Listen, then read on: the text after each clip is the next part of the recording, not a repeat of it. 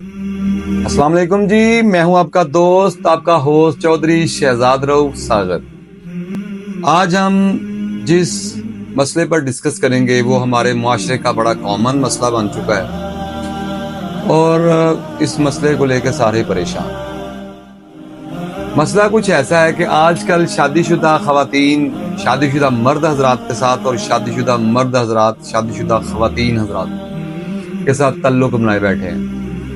یہ برابری اور تنزلی کی طرف معاشرہ جا رہا ہے۔ اس کی وجوہات ہیں، اس کی وجوہات کچھ یوں بھی ہو سکتی ہیں کہ شاید مرد اپنے گھر میں وہ ٹائم نہیں دے پا رہے یا وہ ان کے اخراجات نہیں اٹھا پا رہے کہ جو دینا چاہیے، اور اس وجہ سے بھی گھر برباد ہو رہے ہیں۔ کچھ معاملات اس لیے خراب ہو رہے ہیں کہ ہم نے اسلام چھوڑ دیا، ہم اپنے خالہ زاد، چاچا زاد، مامو زاد، پھپھو زاد، یہ جو کزن کا رشتے کو لے کے یہ معاشرہ چل پڑا ہے نا، یہ بربادی کی طرف قدم ہے۔ یہ بربادی کی طرف بڑی ہی تیزی سے جا رہا ہے۔ ایک دن میں پیر اجمل قادری صاحب کا سن رہا تھا، وہ بتا رہے تھے کہ ایک دن میں مدرسے میں گھر تھا تو مدرسے سے مجھے کال آ گیا، مدرسے میں تشریف لائیں، ان کی بیوی پڑھاتی ہے۔ آپ گئے تو پتہ چلا جی ایک لڑکا لڑکی کو لینے آیا ہے تو وہ اس کا بھائی نہیں ہے جو پہلے لینے آتا تھا۔ وہ کہتے ہیں میں نے گھر کال کی اس کے بھائی کو، کہتا جی کوئی بات نہیں بھیج دیں، یہ ہمارا کزن ہے۔ اس نے کہا جی کزن ہے یا کیا یہ مجھے نہیں پتا، آپ خود آئیں گے تو بچی اس آدمی کے ساتھ جائے گی۔ یہاں سے بربادی کا آغاز ہو جاتا ہے۔ اب میں جس ایج میں ہوں، اگر میں چاہوں کہ میرے بچوں کو بھی اتنی عقل ہو تو پاسبل نہیں ہے، یا جس عمر میں میرے والدین ہیں میں چاہوں کہ مجھے اتنی عقل آ جائے تو یہ پاسبل نہیں ہے۔ انہوں نے مجھ سے زیادہ دنیا دیکھی اور میں نے اپنے بچوں سے زیادہ دنیا دیکھی۔ وہ ہماری جتنی عقل کے مالک نہیں ہیں۔ جب وہ ہماری جتنی عقل کے مالک ہوں گے تب تک تو شاید پانی سر سے گزر چکا ہوگا۔ تب تک آپ نے اپنے بچوں کی حفاظت کرنی ہے، آپ نے انہیں رستہ دکھانا ہے۔ اگر آپ خود نہیں کر پا رہے وہ کام تو آپ کے بچے کیسے کر پائیں گے؟ حضور پاک صلی اللہ علیہ وسلم ایک دن تشریف فرماتے کہ ایک نابینا صحابی تشریف لے آئے، تو دو امہات المومنین آپ صلی اللہ علیہ وسلم کے پاس بیٹھی تو آپ صلی اللہ علیہ وسلم نے فرمایا کہ آپ پردہ فرما لیں۔ امہات المومنین عرض کرتی ہیں یا رسول اللہ صلی اللہ علیہ وسلم صحابی تو نابینا ہے، تو آپ صلی اللہ علیہ وسلم فرماتے ہیں کہ وہ نابینا ہے، آپ کو تو نظر آ رہا ہے۔ یہ ان کی بات ہو رہی ہے جن کی قرآن نے تصدیق کر دی ہے کہ نبی کی بیویوں تم پورے جہان سے اچھی خاتون ہو، اچھی خواتین ہو، جن کی تعریف قرآن کر رہا ہے۔ ان کیا نبی پاک کو اپنی بیویوں پر اعتماد نہیں تھا؟ بالکل تھا، لیکن وہ اسلام نافذ کر رہے ہیں۔ وہ بتا رہے ہیں ہمیں امت کو ایگزامپلز کے ساتھ کہ خرابی کیسے پیدا ہوتی ہے۔ وہ صحابی نابینا ہے، خواتین تو نابینا نہیں ہے۔ اس معاشرے میں آج کل بھی یہ کوئی بندہ آتا ہے وہ نابینا ہے، خواتین تو نابینا نہیں ہے۔ کوئی بھی چیز کشش کا باعث بن سکتی ہے۔ قرآن نے بارہا روکا ہے۔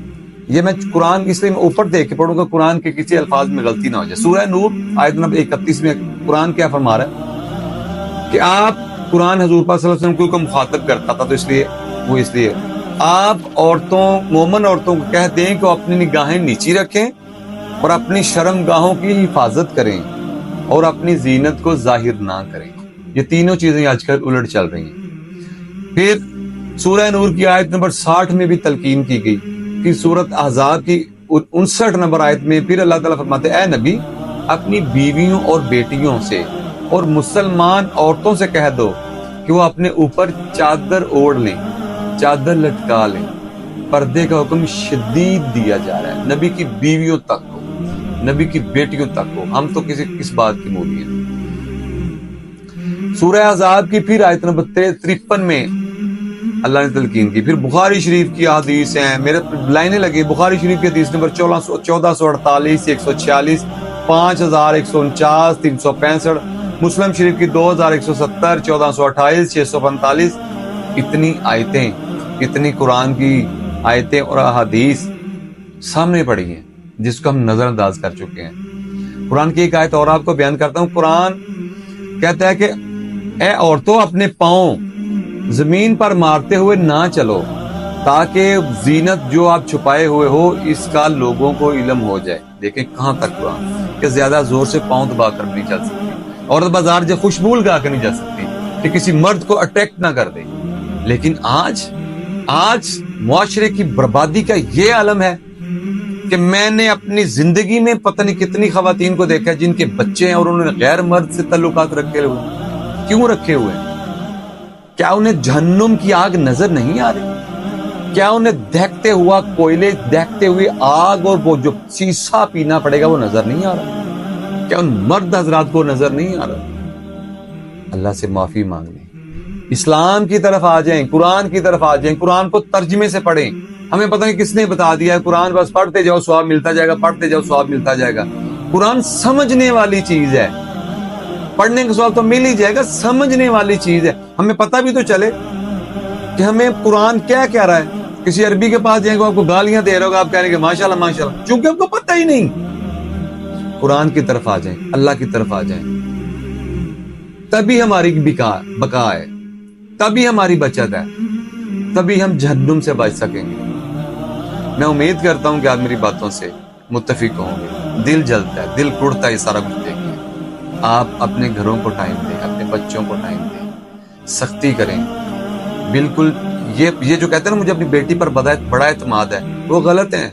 وہ بیچاری ٹھیک ہوگی، معاشرے میں بھیڑیے بیٹھے ہوئے ہیں، انہیں ورگلانا آتا ہے. وہیں سے بندہ غلط ہو جائے جب وہ کہتا ہے مجھے میری بیٹی پر یا بیٹے پر اعتماد ہے. یہیں سے معاملات خراب ہو جاتے ہیں. ایک پنجابی میں کہاوت مشہور ہے کہ اپنے بال نو سونے کا نوالا دیو تے شیر دی اکھ نہ دیکھو.